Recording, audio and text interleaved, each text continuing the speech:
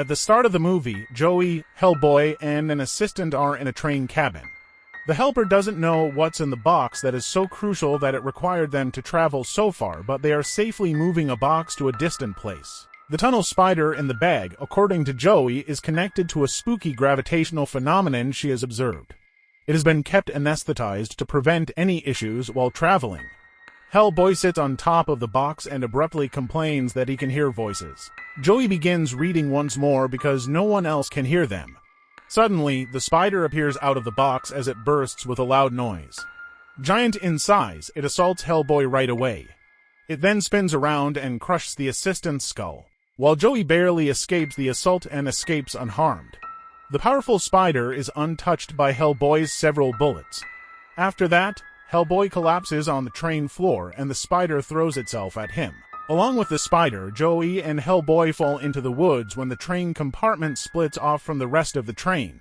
When the spider finally jumps on the trees to attack him again, Hellboy snatches a bigger log and crushes it. After repeatedly striking the spider with the log, it tosses Hellboy aside, but oddly, the creature gets smaller. Although Hellboy pursues it, the tiny spider eludes his hold. Then it plunges swiftly into a tunnel and is gone. According to Joey, they need to figure out a way to enter the tunnels because they are unable to leave it yet, and it is a deadly species. Their phone is shattered, yet they want to tell someone about what happened. At that moment, Hellboy informs Joey that he feels insane and that there are evil things under the earth. They must locate a phone in the neighboring town, but Joey is anxious because everything is going wrong. After they begin to travel, they come to a cottage where a woman recognizes Hellbert from a magazine cover. She invites them into her home and asks about the phone, but she doesn't have one.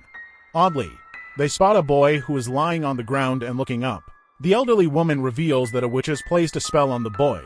Abruptly, Tom, a male, walks through the door. When he returns after a few years, the elderly woman tells him that the boy has been enchanted by a woman named Cora Fisher. Tom tells Hellboy he found a ball of black web nearby and delivers it to him. Since this is a witch ball, Tom instructs them to burn the boy's clothing while yelling Cora's name in order to break the enchantment before they leave for home. Tom is prevented from returning home by the elderly woman, who informs him that no one is left to wait for him after the deaths of his mother and his inebriated father. Tom is upset, but Joey interrupts him, stating that she is an expert in breaking spells and would want to bring him along for field work. Joey is adamant that she wants to experience authentic witchcraft despite Hellboy's attempts to dissuade her from field labor. Meanwhile, Cora Fisher receives word from a crow that someone is coming to learn how to produce witch balls.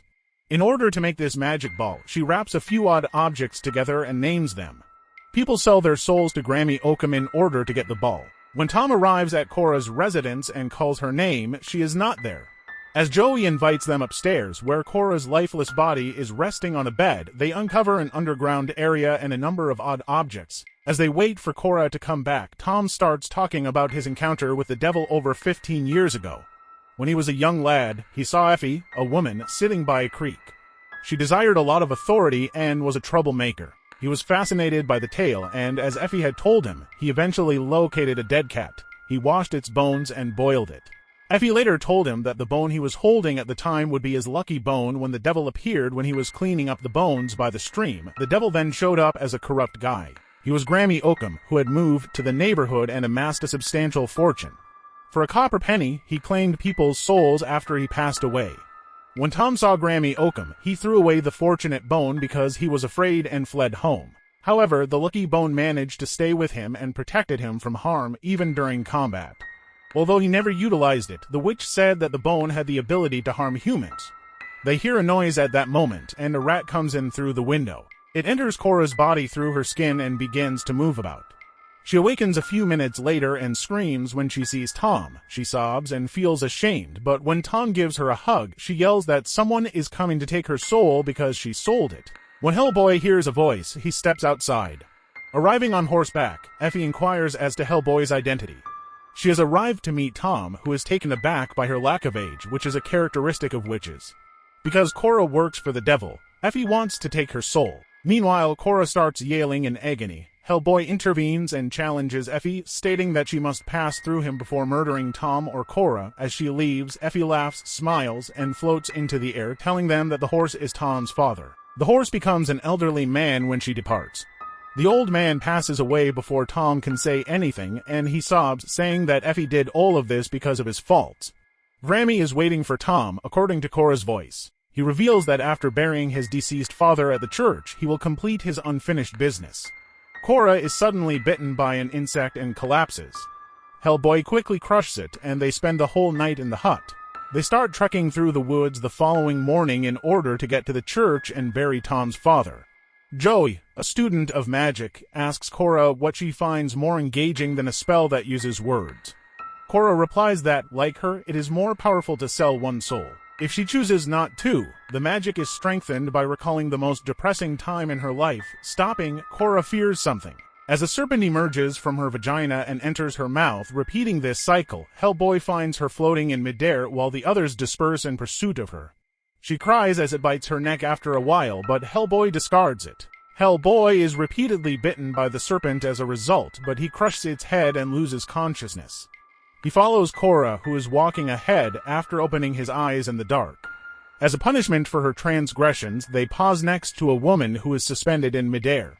Hellboy has never seen his mother, so he won't recognize her, Cora explains. It's her, and despite her continual pleas for forgiveness, she is constantly punished for her transgressions as a witch and is unable to sleep at all. After learning abruptly that she is expecting, Hellboy awakens in the forest. Tom watches her limbs and attempts to find Cora in the dust at the same moment, but everything vanishes.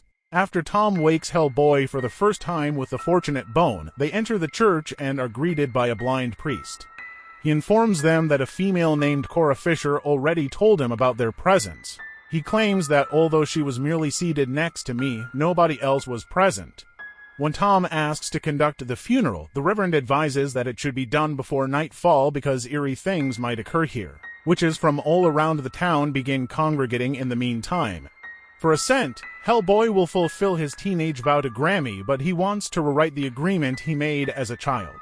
The Reverend maintains that a rule is a rule, hence there is no way around it. The body of his father begins to move as Tom hears Effie's voice in his mind. The door starts to knock and the voices in his head become uncontrollable. Tom abruptly leaves the room to meet Effie outdoors. Effie is one of several witches. Then, all of a sudden, Grammy Oak Hammock shows up to retrieve the lucky bone. In addition, he is there to steal Tom's soul. Tom is going to offer the bone to Hellboy, but Hellboy grabs it and won't let go.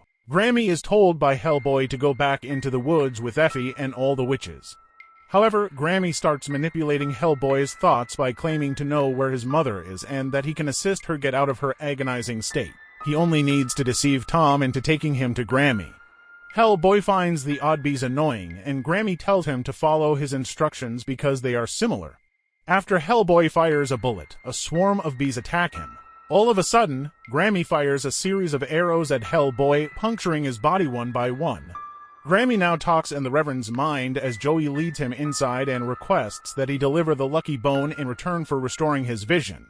Abruptly, the Reverend's vision reappears. In his prayer, the Reverend expresses his desire to return the vision and his desire to receive nothing from Satan since they all committed some sort of wrongdoing. Grammy now awakens the corpses buried in the chapel.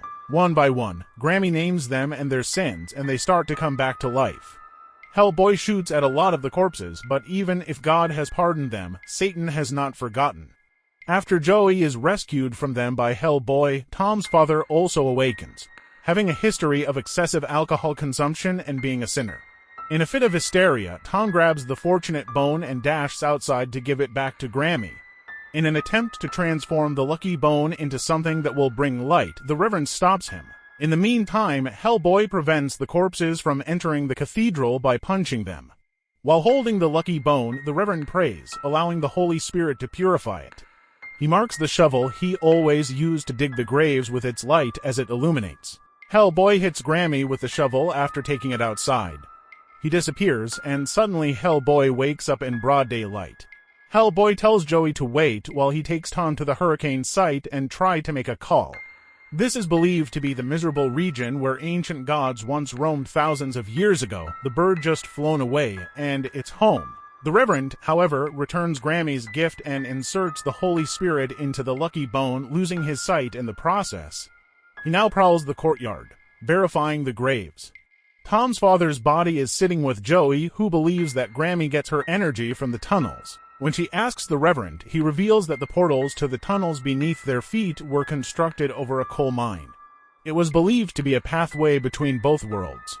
When Tom and Hellboy locate the house, they enter it, which is cluttered with rubbish and dolls. While Hellboy hears a baby wailing in a room, Tom recognizes a number of the photographs. There is a dinner table in the room, and beneath one of the platters is a piece of meat on which worms are crawling. Conversely, Joey and the Reverend use a torch to guide them along the tunnel. They are attacked by strange birds, and Hellboy is attacked by the same birds. Joey is told to leave by the Reverend, who is blocking the bird's path. As the birds rip at his body, eventually stealing his eyes and tongue, he prays. Until his tongue is gone, he continues to pray. He touches her with the lucky bone, which is now filled with the Holy Spirit, while Effie hangs upside down and tries to take Tom's soul. In contrast, Hellboy smashes a window and enters a different world, where he encounters his mother, who gives him a tender embrace. However, Hellboy wants to get her out of hell, not to share any love. Telling him that it is the fate of all witches, she declines. Joey, however, survives the bird onslaught by pressing ahead in the tunnel, abandoning her in the tunnel's darkness. She now recalls her father's death to make the enchantment stronger, which was the darkest event of her life. This recollection propels her into the air. After hearing his mother's prediction that she will turn to dust, Hellboy attempts to shoot her to put an end to her suffering. When he sees his mother burn, he then tries to shoot himself but fails. The enchantment that caused him to see his mother is broken by Joey's spell, and they leave together. After spotting the tunnel spider, Joey carefully puts it in a jar. Hellboy, on the other side, burns the document in that demonic dwelling and sees Grammy pursuing him in the firelight. While Joey's torch goes out and she becomes afraid in the dark, he rushes to save his life. She takes the hand of the person who just lit a torch. However, Hellboy appears when Tom hears the sound of a wall shattering. Then, when Grammy tricks him, he is pushed back. Since Hellboy never gave him Tommy and had the opportunity to save his mother in exchange, Grammy wants to kill him. Meanwhile, Tom throws the witch magic ball at Grammy, forcing him to tumble as it lands in his mouth. When Grammy passes away, the money he made by stealing souls disappears from his pocket. Tom gets released after flipping a coin. They take the same route back to the church when Tom notices Cora trembling like an elderly woman. She returns to her true age once the enchantment is over. They wake the comatose Joey and proceed to approach the church. She reveals that she managed to break the enchantment and get the spider back.